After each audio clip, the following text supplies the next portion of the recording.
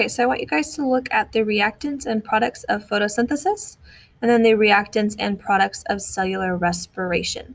So what do y'all notice? Do you notice if there's anything that's similar between these two?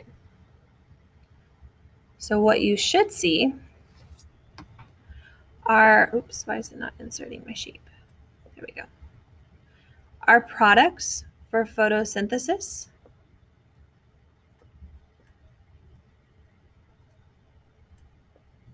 and our reactants for cellular respiration are the same. Okay, so the products are made, here are our products from photosynthesis. We have oxygen and glucose. And those products are taken and used as reactants for the cellular respiration process. Okay, and if you keep looking, you'll see that the products for cellular respiration are the same as the products, or the reactants, the reactants for photosynthesis. Let me change the color so you can see which ones are which ones we're comparing. So here, our product of cellular respiration is carbon dioxide and water. And if you look over here for photosynthesis, our reactants, or what's our chemical equation starter, or photosynthesis starter, is carbon dioxide and water. So what you'll notice is it's just a cycle. So plants will undergo photosynthesis. Organisms will then take the product from photosynthesis and use it for cellular respiration.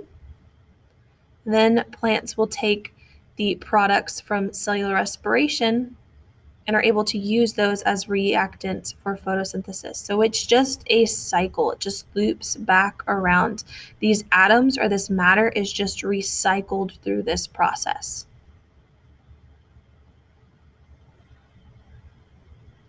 Okay, next slide. So what kind of organisms do photosynthesis? So plants and some bacteria.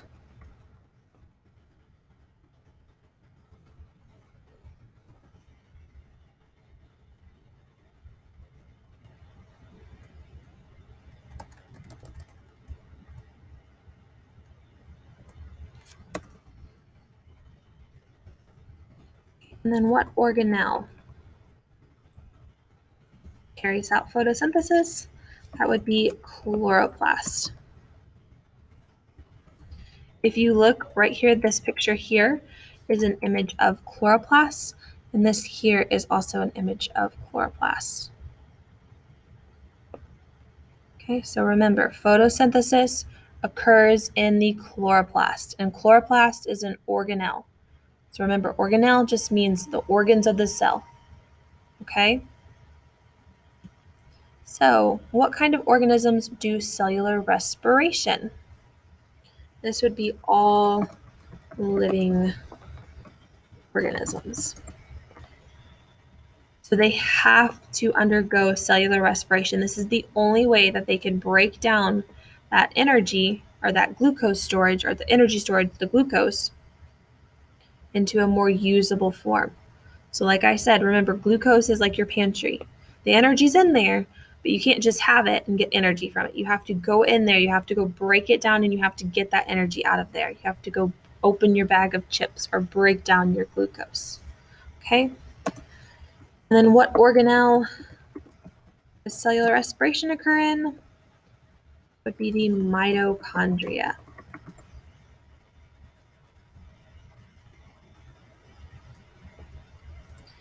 If you actually look, let me zoom in really quick. If you look at this image here, you have the animal cell and the plant cell. Within our animal cell, we have a mitochondria. They have to undergo cellular respiration in order to break down that glucose. With our plant cell, though, they have chloroplasts to undergo to carry out photosynthesis, but they also have the mitochondria because they have to have that in order to break down the glucose and turn that glucose into a more usable form of energy called ATP.